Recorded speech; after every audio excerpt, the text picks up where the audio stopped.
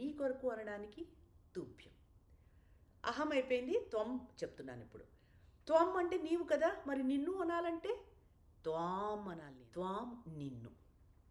మరి నీలో నీ చేత అంటానికి, నీతో నీత అంటానికి అక్కడ మయా అన్నాను, నాతో నా చేత అంటానికి మయా అన్నాను. ఇక్కడ త్వయా, నీతో నీ చేత.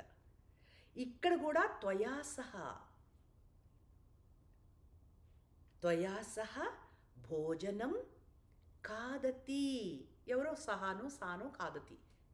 త్వయా సహ కృష్ణ భోజనం ఖాదతి, నీతో సహా భోజనం తింటున్నాడు. ఆ తృతీయాలో సహా అన్నది మనం యాడ్ చేస్తాం. త్వయ అయిపోయింది. మరి నీ కొరకు తుభ్యం. తుభ్యం అహం ఏకం ఫలం తుభ్యం దదామి. ఒక ఫలం నీ కోసం ఇస్తున్నాను. తుభ్యం అయిపోయింది త్వత్తు. మరి అక్కడ నాకేమన్నాను, నా వల్ల అంటానికి ఏమన్నాను, నాకంటే నా వల్లకి మత్ అన్నాను అక్కడ. ఇక్కడ త్వత్తు నీ వల్ల, త్వత్తు. అద్య అహం పాఠం నా పాఠయామి, చెప్పడం లేదు. కిమర్థం, త్వత్ నీ వల్ల. ఎందుకు నీ వల్ల, కిమర్థం, నీవు త్వం న శృణోసి. మరి నీ యొక్క అనడానికి ఉపయోగించాం మనం తవా, తవా. మరి నీలో అంటానికి అక్కడ మయి అన్నాను, నా అందు అంటానికి మయి అన్నాను. నీలో అనడానికి, నీ అందు అనడానికి, నీ వద్ద అనడానికి త్వయి అయిపోయింది కదా. సహా నేర్చుకున్నారు మీరు, ఏ షహా నేర్చుకున్నారు.